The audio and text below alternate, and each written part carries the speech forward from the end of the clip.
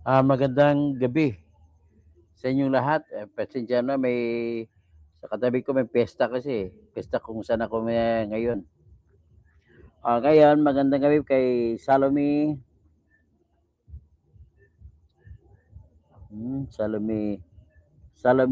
Matsubaro. Salamat po sa iyong palipad. At ngayon, no, ang ating pag-usapan po ay sa aking analysis po ay yung kaibigan ko na si Bong Revilla. Personal ko na kaibigan to be honest to you. Yung isang araw, ilang beses ko na siya siniwalat na ilang beses ko na siya na kinikriticize sa mga decision laban sa kanya sa Sandigan Bayan na hindi ako niwala. Minimaintain ko pa rin yon na mali yung decision ng Sandigan Bayan na sinulat ni Geraldine Faith Ekong na pinawalang sala siya. Minimaintain ko yun. Pasensya ka na, Mr. Bong. Magkaibigan tayo but I have to be honest. Next is, pero dito sa bagong kaso mo, sa inanalyze ko bandang huli at kita ko yung mga kaso, although hindi ko nabasa ang facts of the case, mahinang-mahina itong kasong ito kumpara sa kaso mo doon sa PIDAP. Mahinang-mahina ito. At tineterminan ko na mananalo ka rito. Ito ay bunga ng kumbaga, pwede ko pong sabihin na bobo si Boying Rimulya. Kung talagang si Boying Rimulya ay sincero sa kanyang trabaho na magpapabilanggo at magpa-convict sa mga sinasabi niyang big fish, well, ang masasabi ko lang sa ngayon po, hindi ito si Bong Revilla ang mga tinutukoy mong big fish. Una, nais ko muna sabihin, kung totoo man may proyekto si Bong Revilla, at kung totoo man na tumanggap siya ng pera kay Roberto Bernardo, Mr. Bong Revilla, Mr. Boying Rimulya, iisa lang ang tao na masisisi mo rito. Walang iba po si Bongbong Marcos. Yan kung totoo yan. Bakit? Ano pag ginawa niya? Kasi po ang ginawa po ni Bongbong Marcos, Mr. Boying Rimulya, sa napag-analyze ko na, magpapalabas lamang ako ng official report ko. Pero sa unang tingin ko pala ngayon, ay ang ginagawa po ni Bongbong Marcos, nakaw dito, nakaw dito. Tapos, para walang pupuna sa kanya, lahat ng mga opposition, bibigyan niya rin basta dumiskarte sa kanya hingi, bibigyan niya rin. Kaya marami pong mga senador, lahat pong senador ay nakatanggap ng kanilang budget insertion. Kasama na po si Risa Hontiveros, kasama na si Coco Pimentel. Kaya wala po kayong mukha ihaharap sa akin kung ako tanungin nyo. Si Bong Revilla, mayroon siyang insertion. Pero pag-usapan natin yung specific, yung very specific case na itong kinasasaklawan niya ngayon. Or kinasasakdalan niya ngayon. Ito po yung 92.8 million. And I predict, hindi naman ako sa umangat ng bangko mo, Mr. Bong Revilla. I predict, mananalo po kayo rito sa 92.8 million na kaso na malversation at violation of Section 3, Paragraph E of the Republic Act 3019. Nausisa ko na po yung kaso pero hindi ko pa nakita ang ibang ebidensya, but then hindi po ito lalayo sa katotohanan. Tandaan niyo po, Boying Rimulya, kayo po na umakusa ang may obligasyon na magpatunay na guilty si Bong Revilla. Pero bago ko sabihin yan, nais ko muna palabas dito yung sinabi ni John Vic Rimulya tungkol kay Bong Revilla. Sa totoo lang, Mr. Bong Revilla, Bong, noon pang araw na nag-usap tayo, sinabi ko na sa iyo na mga traidor itong Rimulya. Well, hindi ko alam kung bakit ganon. So, ito, ipishare ko muna yung interview kay John Vic Rimulya.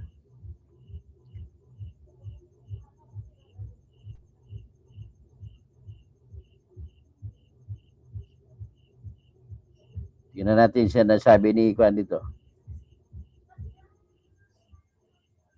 Investigation. They're readying the charges. Kasi lahat ng pinangalan ni Bernardo na diretsong tumanggap ng pera, nasa investigation na. Kaya tinatanong ng ilan, parang si Senator Bong Revilla, bakit siya yung nauna? Si Maynard Ngu, sinabihan tumanggap din, but wala pa siyang arrest warrant? Yung kay Maynard Ngu kasi, hindi ko alam. Let me just go with it. Yung kay Bong kasi testimony personally binigay sa kanya.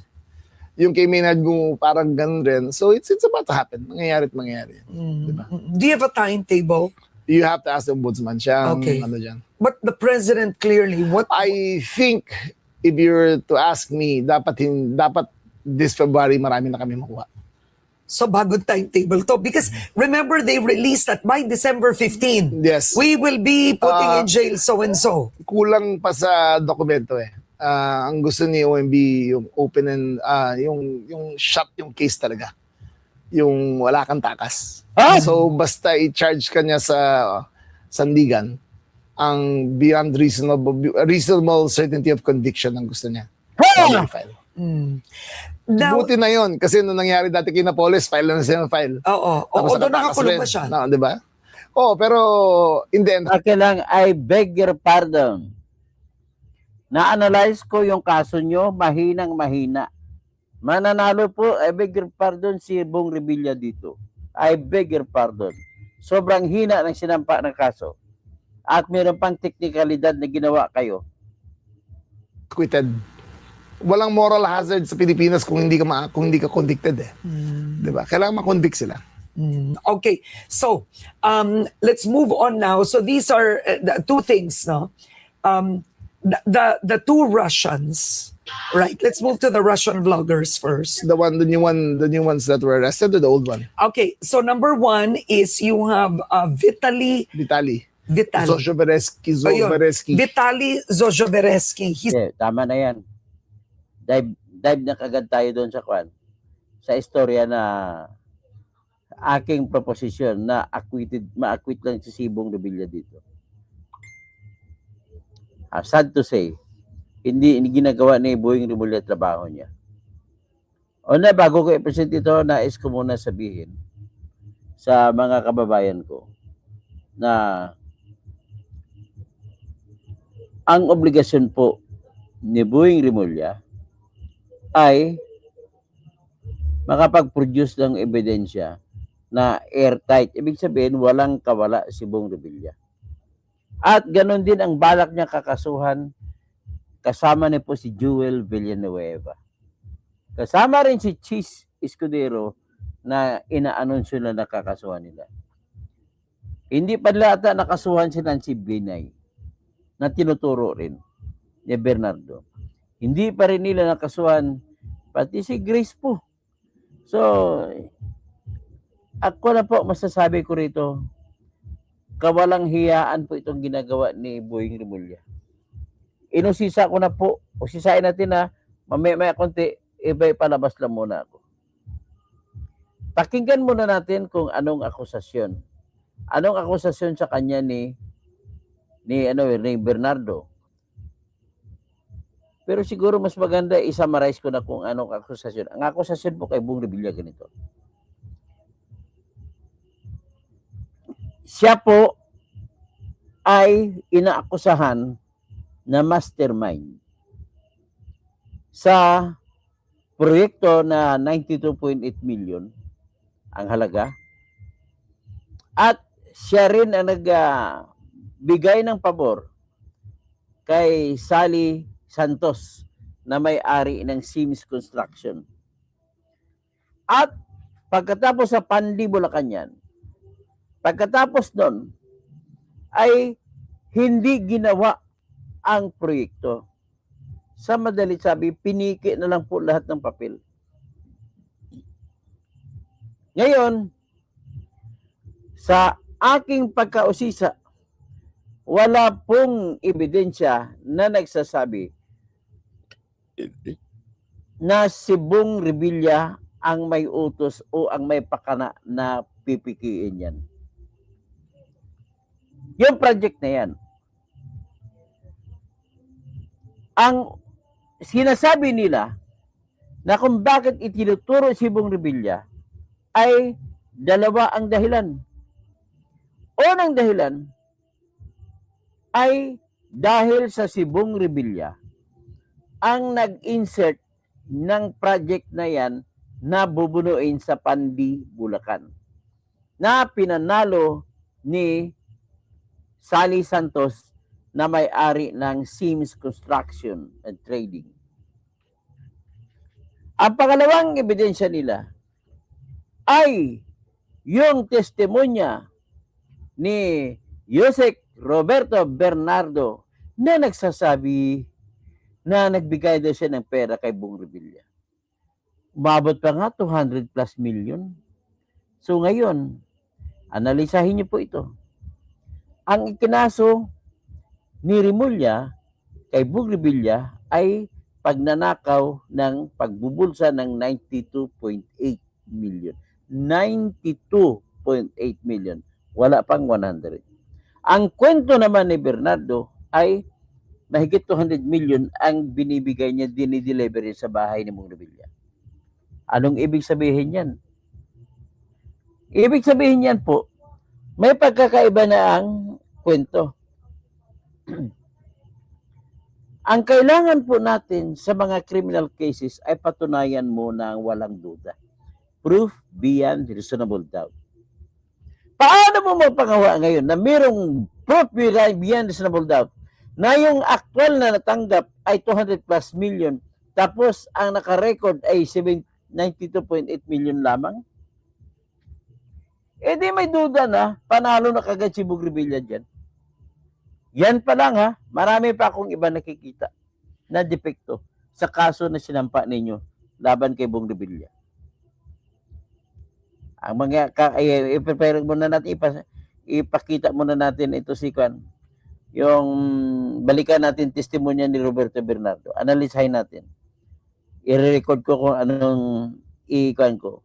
Kung anong pinaka-importante sa mga sinabi niya sa House of Representatives. Di, sa Senado niya sinabi. Ito po, pakinggan nyo.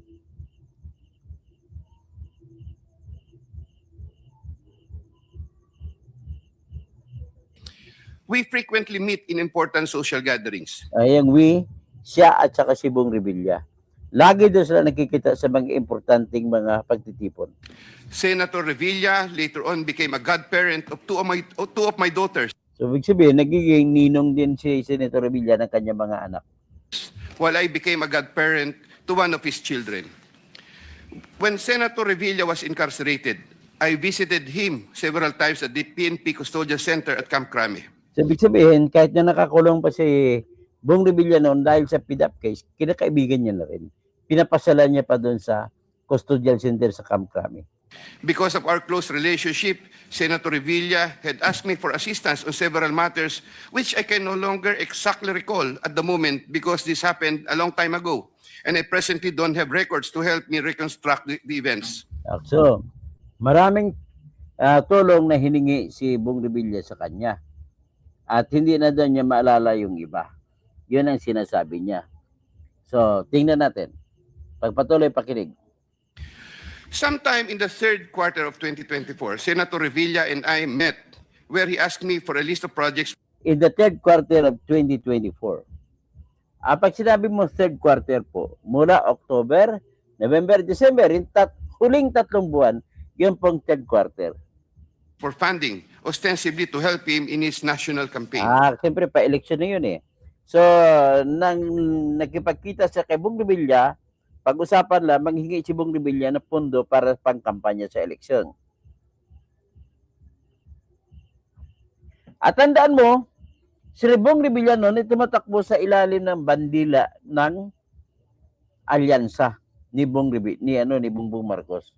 So, ibig sabihin, posible po mangyari na si Bongbong Marcos nagpa-release ng pera para sa kanya.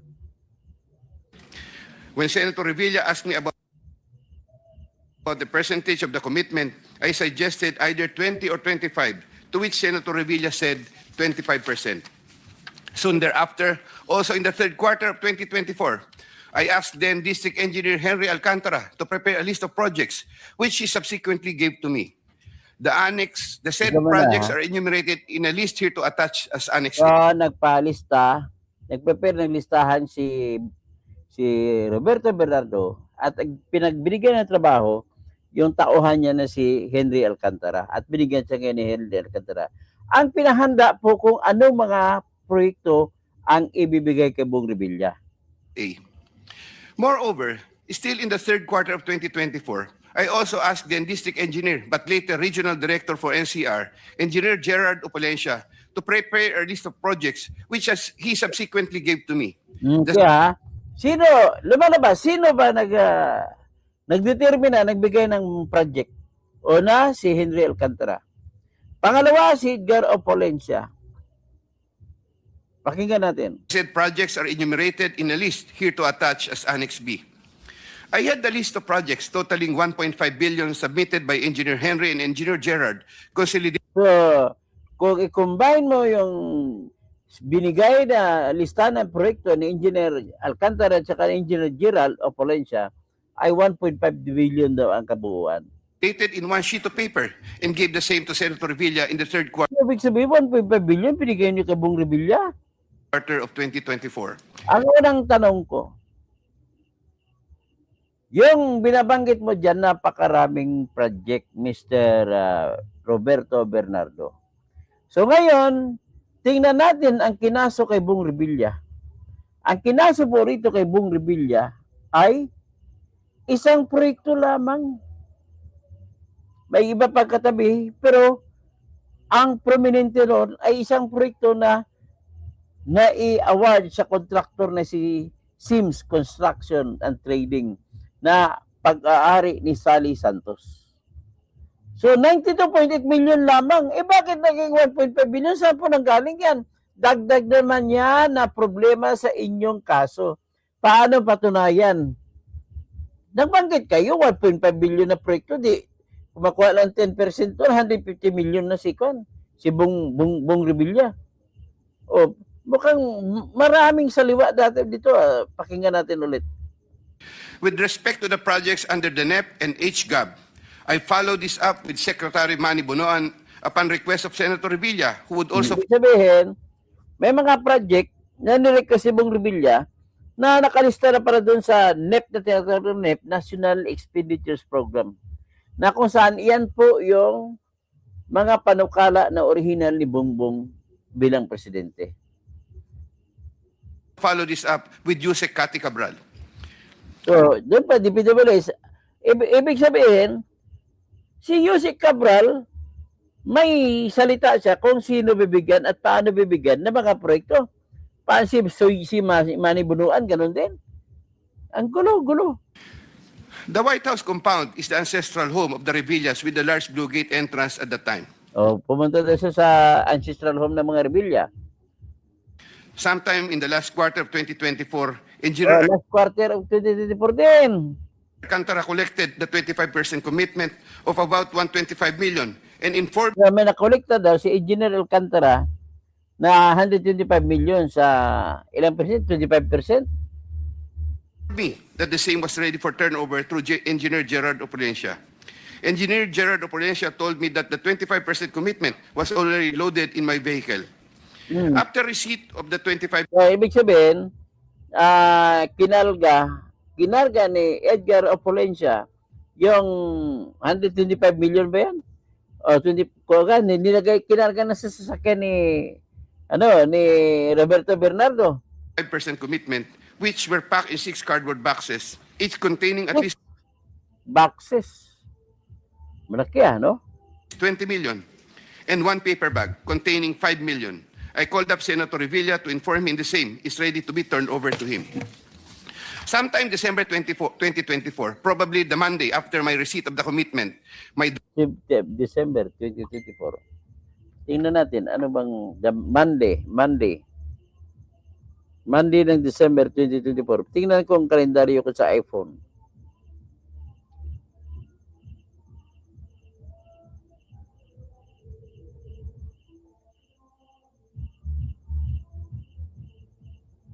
Ito, 2024. So, December. Monday. Yung mga Monday na December ay December 2, December 9, December 16, December 23, December 30. Tingnan natin. Driver and I went to the residence of Senator Revilla. So, ibig sabihin, kasama na driver niya, pumunta sila sa bahay sa ancestral house ni Bong Revilla. Upon reaching the area, I tried calling Senator Revilla, but he was not answering my call, so I Tumawag pa sa kuti. Ibig sabihin, dapat may record ka ng calls mo sa cellphone company. waited.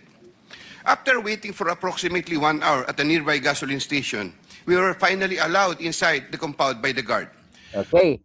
So, mayroon ka bang ebidensya na kuha ng litrato na pumasok sa mo sa compound, sa white truck ng bahay ni Bong Revilla?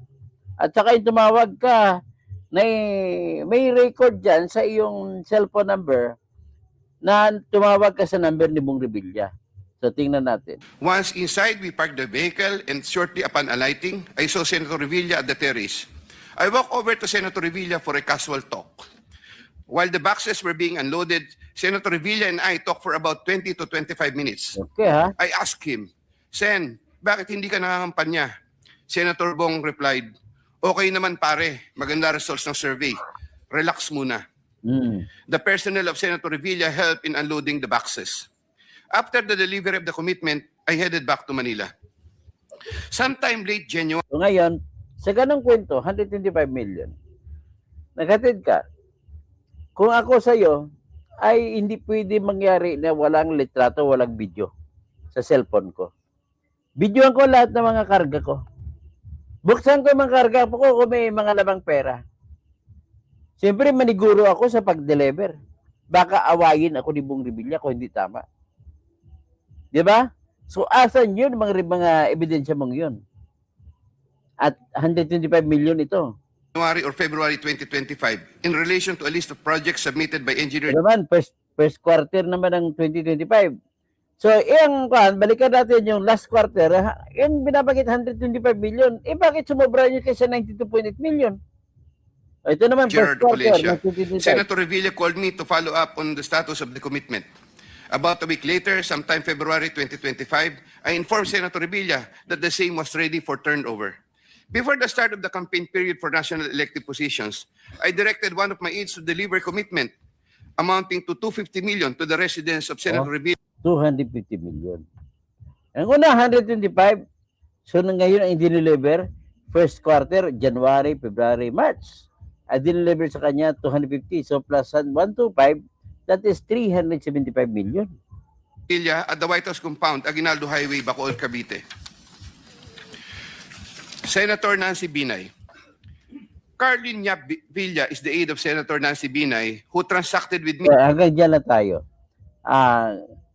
Dito, no, ang problema ko dito, hindi ko alam kung may naitabi na mga video at saka record na cellphone si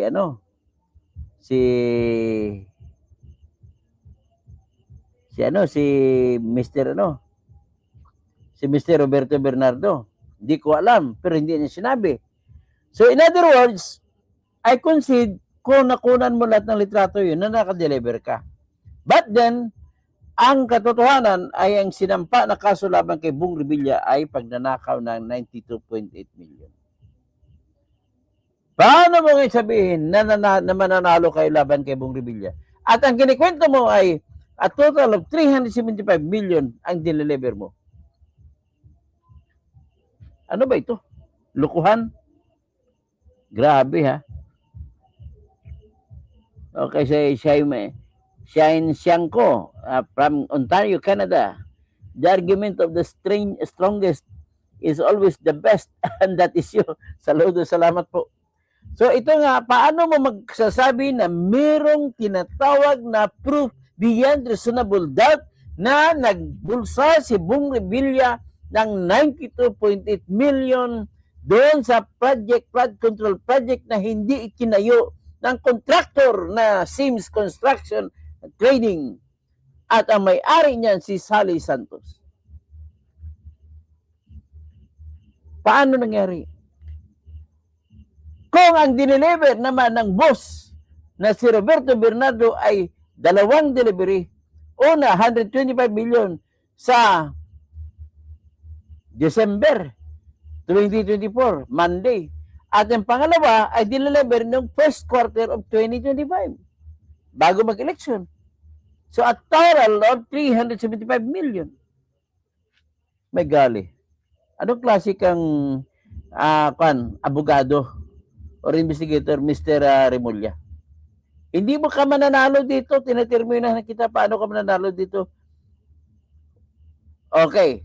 Kasunod. Basahin kayo natin. Pero bago natin basahin, tingnan naman natin si ano. Tingnan naman natin yung mga mukha, kawawang mukha ni Bong Revilla.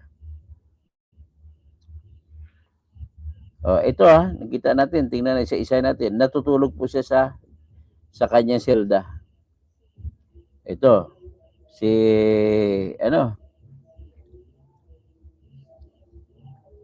ito po siya. Ayan po si Bong Revilla.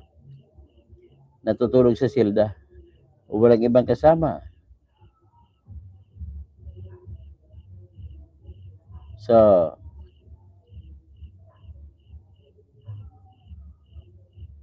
ito naman.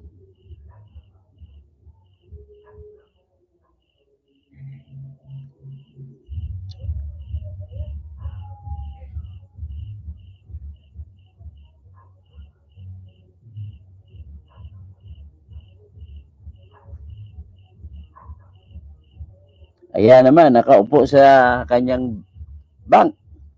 Naka-orange. Yan, si Bong Revilla. Hindi na nakakuha ng bigote niya. Yan siya. Okay? Sunod. Tingnan naman natin ang iba.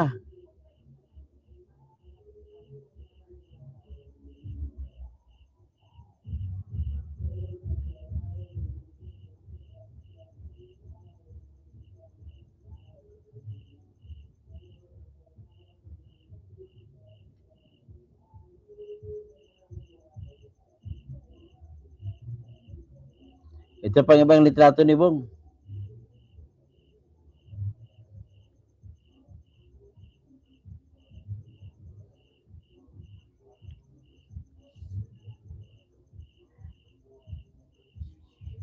Ayan kawawa nangiyak-ngiyak.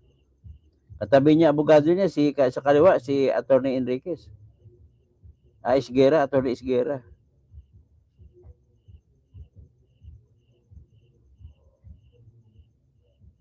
Ayan. Kawa, Pero mayaman pa sa atin yan, kawawa. Tapos, ito naman.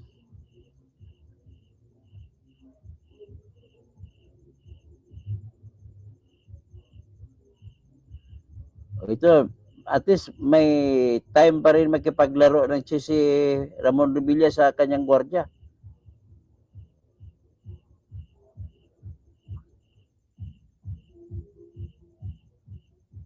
Ayan. Naglalaro ng chess si Bong Revilla. Kalaban niya ang kanyang gwardiya.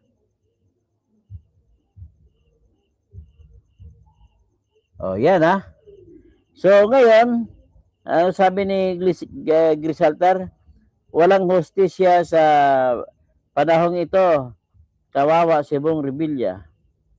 Si Ricky Quezon naman, Attorney Toto Kasing, sana maging congressman ka ng Marvel. Ay, salamat po.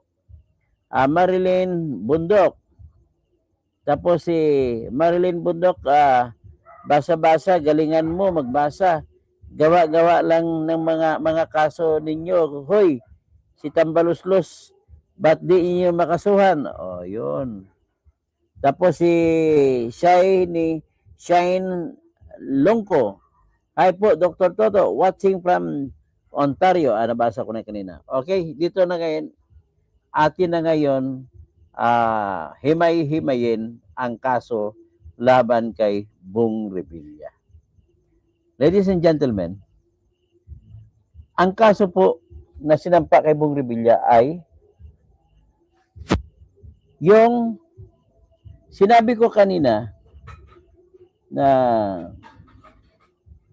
92.8 million na Ghost Flood Control Project sa Purok 5, Barangay Bunsuran, Pandi, Bulacan.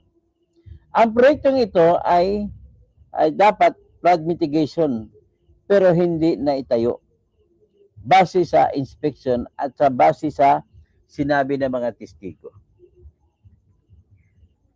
Ang sinampang kaso noong January 16, 2026 ng Office of the Ombudsman laban sa kanya at 6 pang ibang opisyal ng Bulacan District Office kasama na si Assistant District Engineer Bryce Hernandez, JP Mendoza at others ay ganito. Number 1, graft under Anti-Graft and Corrupt Practices Act. Available naman yan. Nagpensa sa 90,000 yan. Tapos, malversation of public funds through falsification of public documents. Non-bailable. So, ibig sabihin, ang akusasyon sa kanya ay yung graft dahil daw sa Republic Act 3019 Section 3E. Ibig sabihin po, may binigyan siya ng pabor, unwarranted benefit sa isang tao, contractor. Binigyan niya ng pabor ang contractor daw para manalo sa bidding at nang manalo na sa bidding, yung pagpanalo sa bidding, ginamit niya ang dahilan para magpatuloy na kunwari ang construction. At nang nilabas ng pera, binulsa na nila. Yan dyan napapasok yun sa pamumulsa ay ang malversation of public funds. So, 6 ang DPWH officials. Ladies and gentlemen, tigil muna tayo dito. Analisahin natin.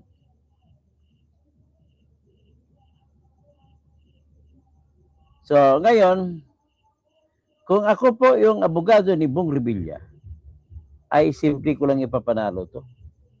Yung ganong sitwasyon. Mag-invoke lang po ako ng double jeopardy, panalo na si Bong Revilla. Bakit?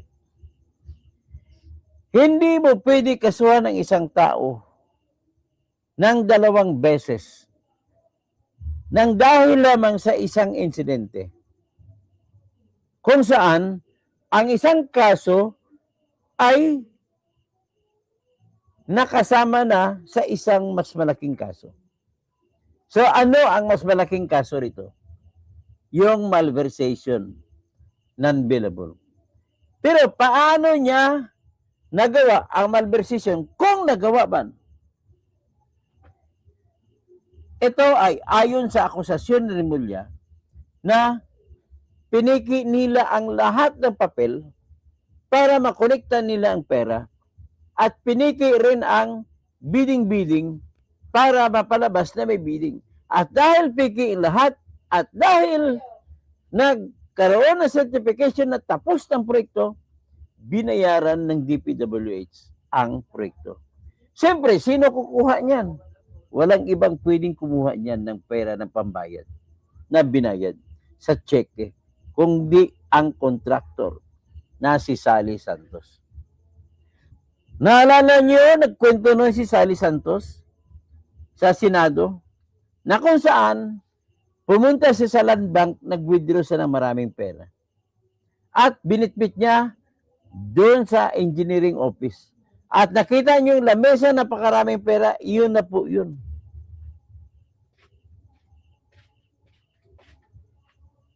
Ganon yun, si Sally Santos nag-withdraw. Ngayon, paano pumasok naman doon si Roberto Bernardo? Ang gulo na. So, paano ngayon natin mapatunayan na si Bong Revilla ay nagnakaw? Una, wala siya roon. Sino ang magpapatunay na si Bong Revilla ay nakialam sa bidding?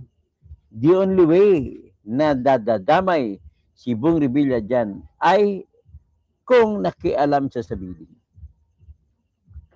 Sinabi ni Bernardo kanina na maraming proyekto, 18 projects worth 1.5 billion. Obviously, wala roon ang 92.8 million. So, paano mo ngayon gagamitin ang testimonya ni Roberto Bernardo laban kay Bong Revilla? Iba ang proyekto pinag-usapan kay Bong Revilla kaysa nung sinasabi niya na 18 projects at nagbibigay nung una ng 125 million noong December 2024. At noong first quarter ng 2025, nagbigay naman uli, this time, 250 million. Paano i-reconcile yun? Tapos ang kinaso na kay Bong Revilla, 92.8 million lamang ang binulsa. Ano ba talaga, kuya? So sa ngalan o sa katotohanan na hindi natin alam, ito pa lang po ang maging dahilan na ma-dismiss na ang kaso na yan. So sabi ko kanina, yung maliit na kaso, yun yung pagbibigay pabor sa kontraktor na makuha ang kontrata.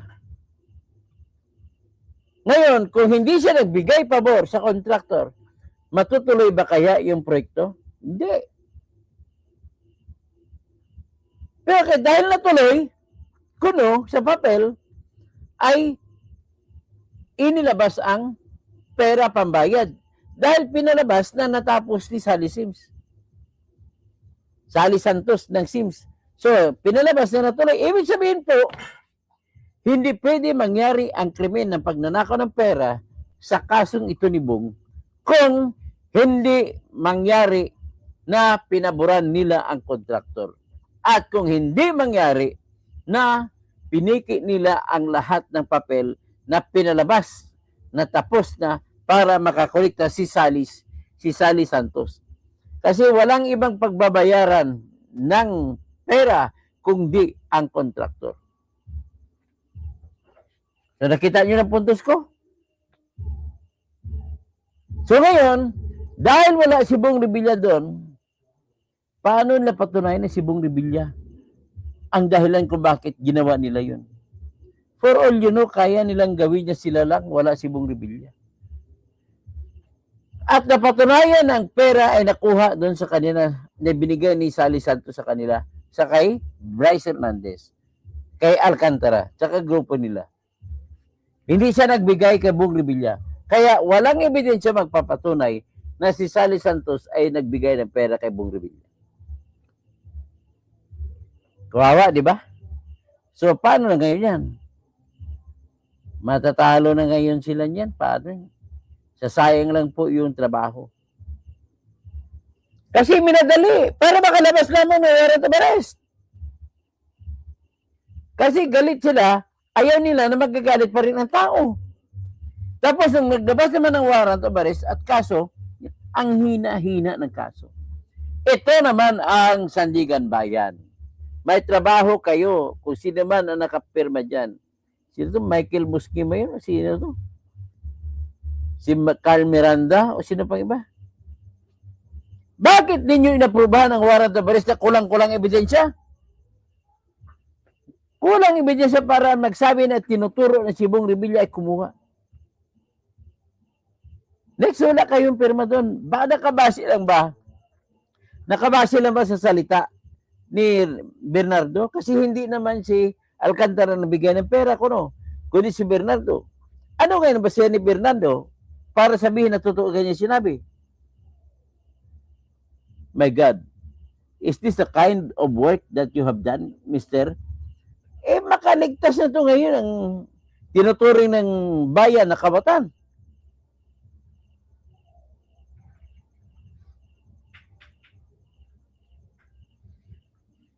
So ngayon, ang kinu-call out ko ang Sandigan Bayan. Nang isinumit niya sa inyo ang mga ebidensya, kulang. Halatang kulang tapos inaprubahan yung warrant of arrest. Mananagot kayo. Yan po. So ngayon, may isa rin dito na twist, sabi ko nga, double jeopardy. Ang maliit na gigawain na maliit ang parusa, yun yung pagkunwari palabasin na biniding kay Sally Santos. Pero yung biding-biding na yan, ay hindi magresulta sa pagnakaw ng pera kung hindi nagkaroon ng bidding-bidding. Nang ibig sabihin, sakop ng pagnanakaw ang pagbidding-bidding. Sinabi sa ating konstitusyon sa English, no person shall be put twice in jeopardy in any criminal case. Kung kakasuhan nila si Bong as at the filed the case dito sa Division 4 ng Sandigan Bayan, ang kaso ay violation of Section 3E or Paragraph E of the Republic Act 9019,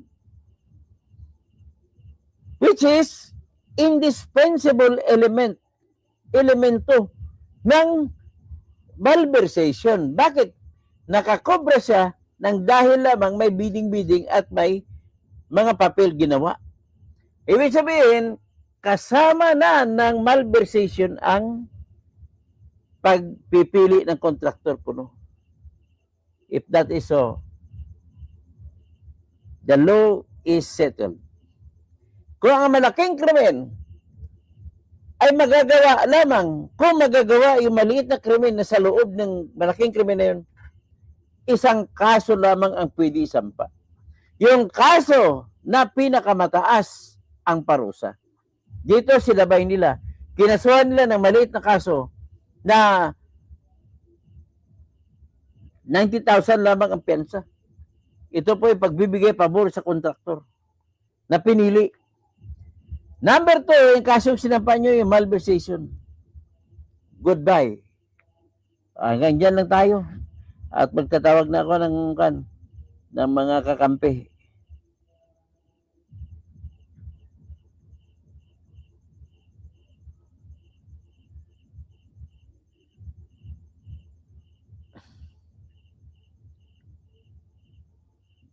Dali lang. Okay, dito tayo ngayon kay Marilyn Bundok. Tapos na, nabasa ko na sa iyo. Tapos si Nikki Quezon, nabasa ko na. Kay Gia Salator, walang hustisya sa panahon. Ito, pagkawawa si Bong Revilla. Rinaldo Saramusing, kalbo noon pa man, magnanakaw na yan. Dati na yan nakulong. Iwag nun yung husgahan. Huwag ka namang tawag ng kalbo sa akin. At kung ganon, tawagin mo ko kalbo, i-out na kita, ban. So, Ginaline Isaac, Dr. Toto, bisan diin ka lang makanto, may live ka talaga. Salamat, like muna bago manood. Salamat. Tapos, Virgie Piquero, wala talagang kwenta, seremolya. Si Chris Taps, nang dahil sa pera, naging tagapagtanggol ka rin ng mga demonyo. Hindi po ako wala pong binigay na pera sa akin, Chris Taps, ha. Inaanalisa ko lang ang kaso na sinampa ng palpak na remulya. At dahil nagsalita ka ng walang ebidensya, ay tatanggalin na kita rito. Joey Alexis Padilla, Dr. Toto, kung wala pang kasalanan si Bong Revilla, ano pong dahilan? Hindi naniniwala ako na may kasalanan siya. Ang problema ko nito, yung pagsampa ng kaso ni Remulla. Nakadesinyo na mananalo si Bong Revilla. Gisal Latar, kawawa si Bong, naging full guy. So, Joey Alexis Padilla, may nasagap akong balita, nilaglag daw yan si Bong Revilla. Noong eleksyon, nanalo siya dapat, pero pinasok si Bam at Kiko.